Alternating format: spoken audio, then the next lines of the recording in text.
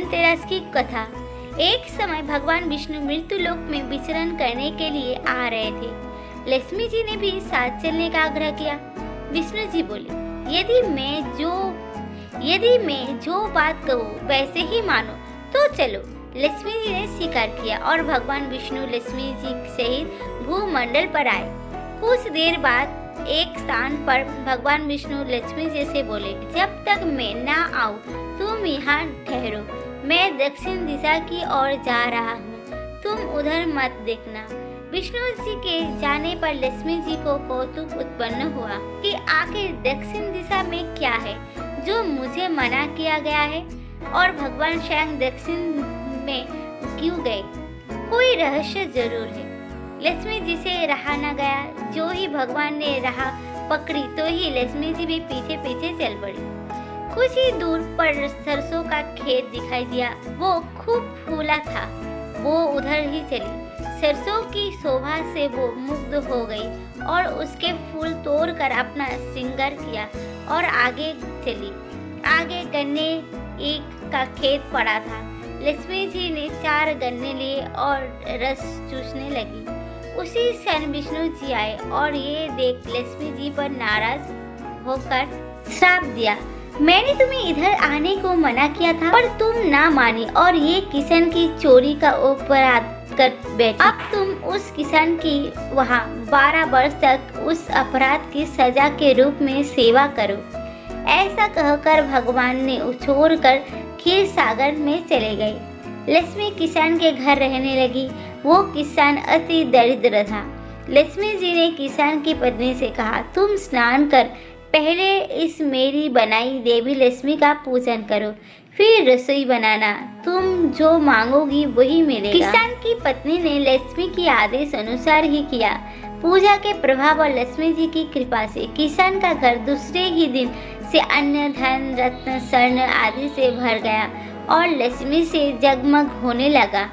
लक्ष्मी ने किसान को धन धान्य से पूर्ण कर दिया। किसान के 12 वर्ष बड़े आनंद से कट गए। तत्पश्चात 12 वर्ष के बाद लक्ष्मी जी जाने के लिए तैयार हुई। विष्णु जी लक्ष्मी जी को लेने आए तो किसान ने उन्हें भेजने से इनकार कर दिया। लक्ष्मी भी बिना किसान की मर्जी वहां से जाने का तैयार ना थे। तब विष्णु जी ने एक चतुराई की। विष्णु जी जिस दिन लक्ष्मी को लेने आए थे उस दिन वरुणी पर्व था। अंत किसान को वरुणी पर्व का महत्व समझाते हुए भगवान ने कहा, तुम परिवार सहित गंगा में जाकर स्नान करो और ओरियो को भी जल में छोड़ देना। जब तक तुम नहीं लौटोगे तब तक मैं लक्ष्मी को नहीं ले जाऊंगा। लक्ष्मी जी ने किसान को 4 कौड़िया दिया गंगा के देने को लिए।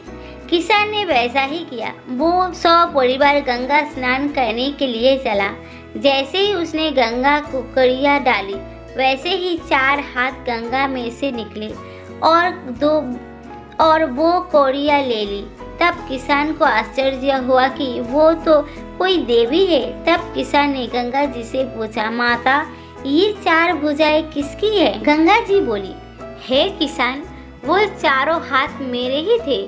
तूने जो कौड़िया भेंट दी है वो किसकी दी हुई है?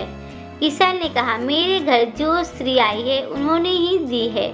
इस पर गंगा जी बोली, तुम्हारे घर जो स्त्री आई है वो साक्षात लक्ष्मी है और पुरुष विष्णु भगवान है। तुम लक्ष्मी को जाने मत देना, नहीं तो पूर्ण निर्धन हो जाओगे। ये सुन किसान घर लौट आया। वहाँ लक्ष्मी और विष्णु भगवान जाने को तैयार बैठे थे। किसान ने लक्ष्मी जी का आंचल पकड़ा और बोला, मैं तुम्हें जाने नहीं दूंगा।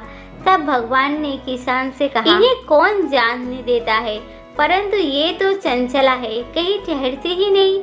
इनको बड़े बड़े नहीं रोक सके। इनको मेरा साप था जो कि 12 वर्ष से तुम्हारी सेवा कर रही थी। तुम्हारी 12 वर्ष सेवा का समय पूरा हो चुका है। किसान हठ पूर्वक बोला, नहीं, अब मैं लक्ष्मी जी को नहीं जाने दूंगा। तुम कोई दूसरी स्त्री यहाँ से ले जाओ। तब लक्ष्मी जी ने कहा, हे किसान, तुम मुझे रोकना चाहते हो तो जो मैं कहूँ वैसा ही करो। कल 13 से मैं तुम्हारे लिए धनतेरस मनाऊंगी। तुम कल घर को लेप पोत कर स्वच्छ करना।